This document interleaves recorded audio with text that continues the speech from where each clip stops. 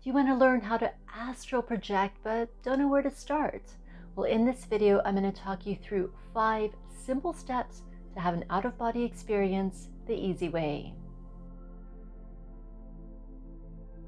Hi everyone, it's Rosalie here from Rosalie Yoga, where I help you lay the foundations for personal growth through yoga nidra, meditation, and astral projection. Now, astral projection can be used for many things: to have fun, to explore the unknown, and also, most importantly in my opinion, for spiritual growth. Because once you know, without a shadow of a doubt, that you are so much more than your physical body, your whole outlook on the world changes. Now, if you're brand new to this, astral projection is where you have the sense that a part of you can detach from the physical body. And that other part of you can go out and travel to other places, see people on this realm and in other realms. This other part of you can sometimes be referred to as your energy body or your astral body. The label for me doesn't really matter, but it's what this other part of you can do. It's really quite amazing. This can happen spontaneously, or it's also something that you can induce, and that's what we're going to be talking about today. Now, I've had hundreds of out-of-body experiences, or OBEs as I call them, since I was a child. And I've really refined a way that makes it feel easy and natural, and that draws on one of my favorite practices, which is yoga nidra. And that's what I'm going to share with you today. Now, if you have been trying to astral project for a while and you're struggling, please know that this is a skill, and it's a skill that anyone can learn with a bit of patience and a lot of practice. So step number 1, preparation. You really want to set yourself up for success by preparing both yourself and your environment. So let's start with preparing yourself, and that includes your mindset and your intention. So your mindset is absolutely key, and the best is to be open to the possibility that anything can happen, and at the same time to have no expectations.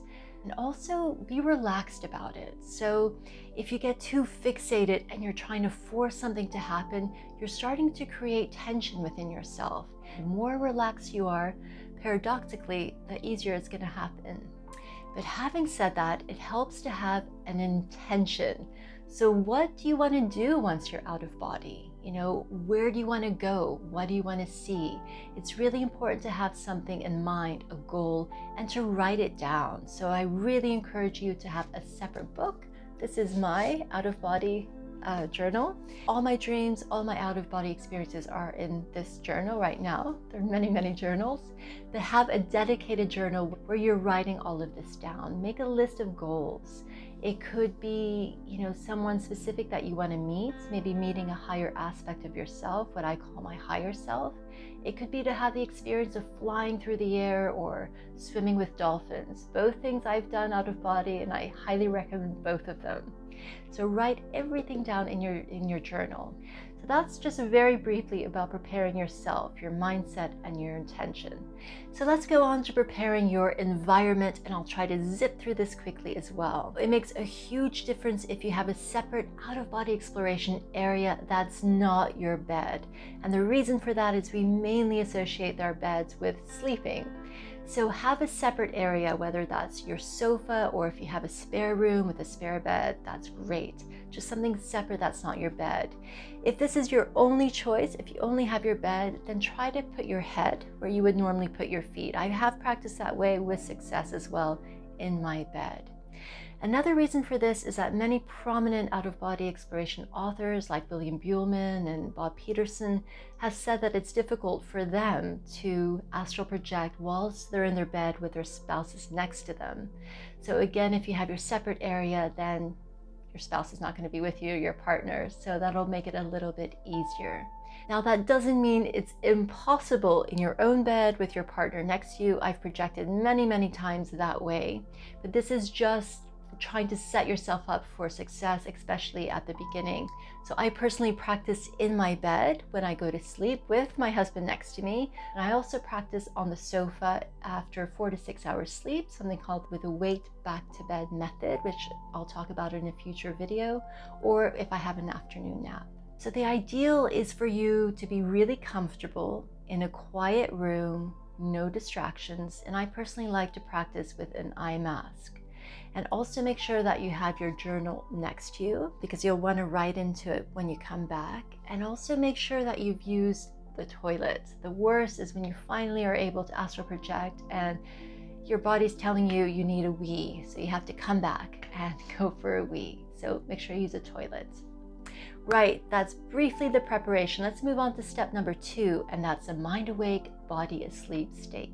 Essentially, you want to let your body deeply relax, while at the same time you keep your mind awake and alert. So your body's relaxed and asleep, your mind is awake. Now, there are many different methods for achieving this state, but the practice I use, and I've always used with a lot of success, is Yoga Nidra. So you just lie down, preferably on your back, close your eyes, and you have to remain completely still. And Yoga Nidra is a very systematic practice that helps you kind of drop down into deeper and deeper layers of yourself. For me, it's one of the most powerful practices, not just for OBEs, but to help you regulate your nervous system, to deal with stress, to sleep better, and so much more.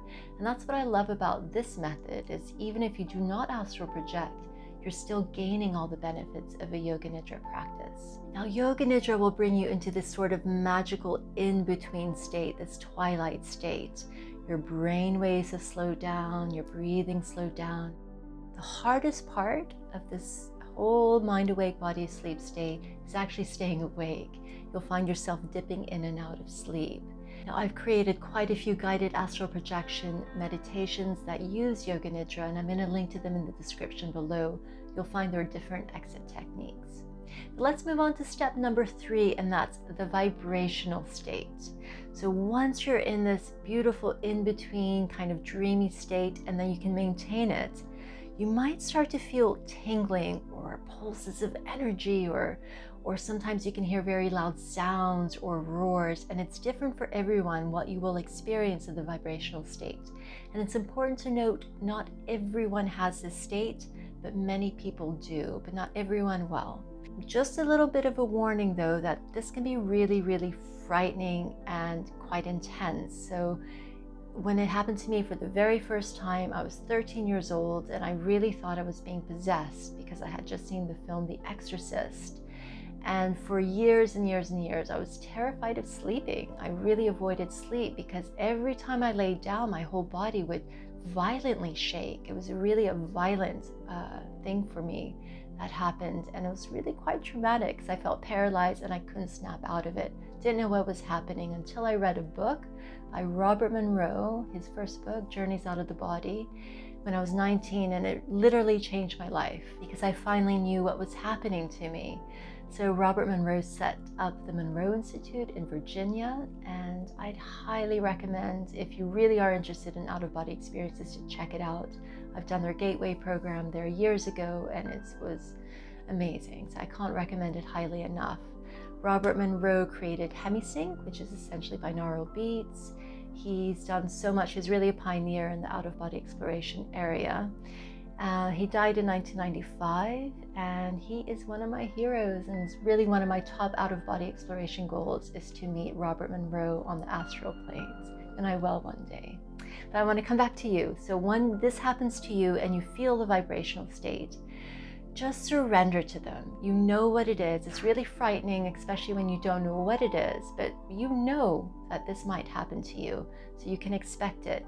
Welcome these sensations, relax into them, and then start to make them go up and down faster and faster, from your feet to the crown of your head, up and down your body, and you're trying to make them reach their peak. Once you feel like this is their peak, that's your window of opportunity to practice an exit technique. It's important not to do this too long, because if you just get fixed into the sensations, making them go up and down, they might start to fade, and then you lose that window of opportunity. Now, just a little tip, if it gets too much and it's too intense and you want to snap out of it, but you feel like you can't because your body is paralyzed, then change your breathing. As soon as you change your breathing, it will bring you right back. And by that I mean speed up your breathing or just slow it down, this breathing pattern. Right, so you're in the mind awake, body asleep state. You're speeding these vibrations up and down. You've reached their peak. That brings us to step number 4, which is the exit. Now, there are so many different techniques to detach your energy body, your astral body, from the physical body. It will be different for everyone, and it will feel different for everyone. And also, it might be different for you from one experience to the next. So sometimes you can feel very heavy. You can just feel like you can sink out of your body. Sometimes you're very light, you can float up, or sometimes you can just sit up. And sometimes you can feel like you're instantaneously in a place as soon as you think about it. So I'm going to make another video at a future date sharing different techniques, but for the purposes of this intro video, we're going to keep it really simple. So you can either try to sit up or to float up. And I find that's really kind of the easiest, especially at the beginning. Or follow one of the exit techniques that I have in one of my videos. But it's super important to remember that it's your energy body or your astral body that's actually moving. Your physical body should be completely still, so the physical body doesn't move. So another quick tip here, and it's something I learned from William Buhlman and something that's helped me tremendously time and time again, and that's to command what you want. So if you exit, for example, and you can't see clearly, which happens often at the beginning, you command clarity now. Whatever it is that you need, just command it with a very strong intent behind it. And also know that strong emotions like feeling scared or really, really excited can bring you back in your body in a blink of an eye. So to try to keep your emotions in check. I know it's hard, but just try. So I've created several videos that take you through all these different steps using Yoga Nidra. We go through the mind awake, body asleep state. We go through the vibrational state, try to induce that, make it a little bit stronger, and then a different exit technique. And you can find all those videos in the description below. But these videos let you stay in the experience you're having, so my voice is not going to bring you back. So if you are just deeply consciously relaxing, stay in that. If you are asleep, stay in that, have a good sleep. But if you are out of body, then have a great journey. Finally, step number 5, which is the return. So just thinking of your physical body will bring you right back in. So when I return, I personally like to keep my eyes closed and just integrate the experience. So just do a mental review of where I went, who I saw, what was said, and also what I learned. If there's anything that I want to do differently next time or anything like that, I just do a mental review first, and then I sit up, have a drink of water, and very importantly then is I just write it in my journal. And I can't emphasize enough how important it is to have a separate journal, because it's not only to recall your experience, but it sends a really strong signal to your subconscious mind that this is something that's important to you, and it's something you want to invite more of in your life. Now, there is so much more that I really would love to share about astral projection, but I want to keep this video relatively short as a little introduction. But know that you can never get lost, and when you're out of body, as soon as you think of your physical body, you will snap right back in. So if you're ever in a situation where you feel a little bit scared or anxious, just think of your body and you'll come right back in. Now, if you're struggling to stay awake in this mind awake, body asleep state, I'd highly recommend that you start to practice more Yoga Nidra in your waking state without the intention of having an out-of-body experience. Just practice Yoga Nidra maybe instead of your normal meditation routine. I do Yoga Nidra every single morning before my meditation, and it really helps you start to maintain awareness in that state. I'm going to put some links to a few short Yoga Nidra practices in the description below. So those were the 5 steps: preparation, the mind awake, body asleep state, the vibrational state, the exit, and the return. Now, I know that's a lot, but the subject is huge. And let me know what your biggest takeaway was in the comments below. And if you like this video, please go ahead and hit the like button and share it with anyone who you think might be interested. Thank you so much for watching today, and I hope to see you again soon.